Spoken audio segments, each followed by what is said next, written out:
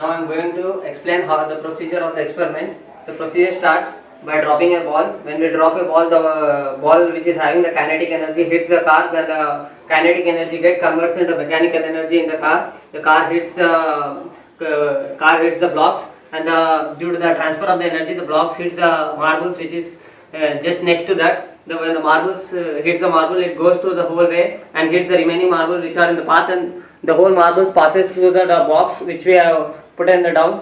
Then the next, the marbles here will be the marbles will hit one of the block. From here my procedure will be explained by my friend. After it hits the marbles, due to the weight, it hits the matchboxes. Due to the less weight, the marbles flow from the marbles flow.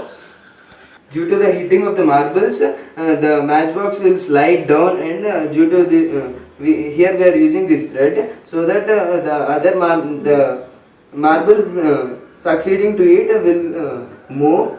And here we are using another energy sources like equipotential energy source by using one mobile. Here we set an alarm to it so that due to these vibrations, the marble which is kept here will move, and it falls into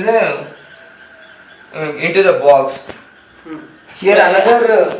As the marbles go on falling in the box, the weight in the box increases, which pulls the mouth of the bottle below, and indirectly, as these both are interconnected, as it goes down, the other part will be dragged up. So the water falls into the funnel. From the funnel, the water directly falls into the glass, which is our final task. This is due to the gravity. The bottle gets turned due to the as the balls in the box has gravitational energy, and which poses the potential energy. So due to the gravitational pull, it will goes down and the water falls. That is the main concept.